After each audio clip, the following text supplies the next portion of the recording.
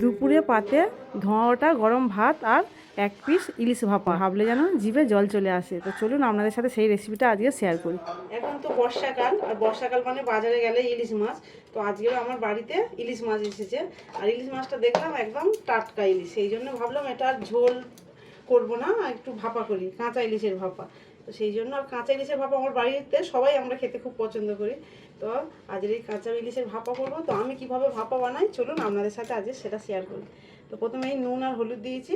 তার আগে তো মাছগুলো ভালো করে বাজার থেকে কেটেই নিয়ে এসেছে, আমি ভালো করে ধুয়ে পরিষ্কার করে এই যে একটু নুন আর হলুদ মাখিয়ে রাখছি ভালো করে।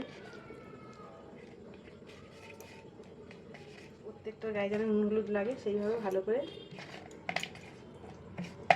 তো আমি সর্ষে ইলিশ করবো, তো প্রথমে আমি একটাই কাঁচের বোল নিলাম। আমি যেহেতু মাইক্রোওভেনে করবো, তো এই বোলের মধ্যে আমি আগে সব মশলাগুলো কী কী দিচ্ছি সেটা দেখাচ্ছি আপনাদেরকে। এই সর্ষে আর কাঁচা লঙ্কা এটা পেস্ট করে রেখেছিলাম, এটা দিলাম আগে প্রথম। অল্প একটু জল দেব, জলটা পরিমাণ মতো আর কি, খুব বেশি হবে না, মাখা মাখা যেমন হয় আর কি সর্ষেটা। ভালো করে এর মধ্যে আমি গুলে নিলাম। আর নুন আর হলুদ মেখে রেখেছিলাম মাছগুলো, সেটা আমি এখন এক এক করে এই বোলের মধ্যে দিয়ে দিলাম, এই মিশ্রণটার মধ্যে। 5 পিস মাছ দেওয়া হয়ে গেছে।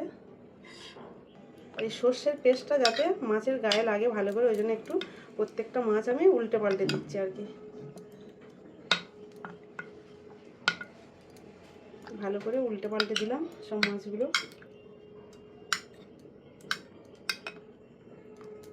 মিশ্রণটা সব মাছের সাথে দেখুন ভালো করে একদম মিশে গেছে।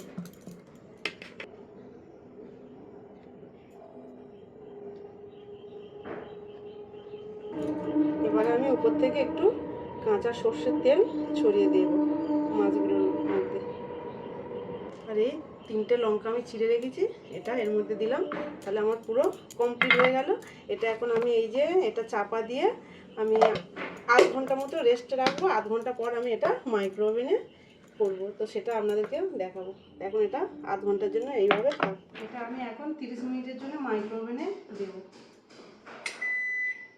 যে মাইক্রোওভেনে দিয়ে দিলাম, 30 মিনিট পর ওটা রেস্টে ছিল, দিলাম। এবারে 7 মিনিট এটা আমি টাইমটা দিয়ে দেবো, 7 0 0 স্টার্ট।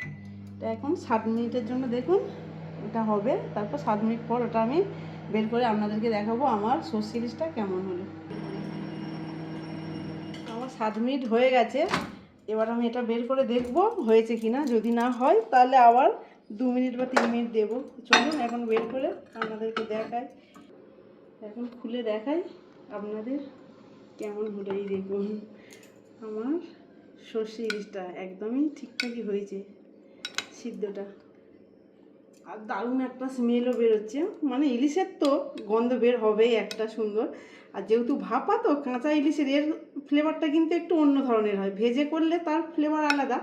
এটা কাঁচা ইলিশের ভাপার এর টেস্টটাও আমার মনে হয় আরও বেশি ভালো হয়। তো আমার ভালোভাবে সিদ্ধ হয়ে গেছে, 7 মিনিটই যথেষ্ট আমার, আর টাইমিং দিয়ে মাইক্রোওভেনে বসানোর দরকার নেই। তো দেখুন কি সুন্দর হয়েছে, আর স্মেলটাও তো খুব সুন্দর বের হচ্ছে। তো আজকের ভাত খাওয়া এই সর্ষে ইলিশের সাথে জমে যাবে।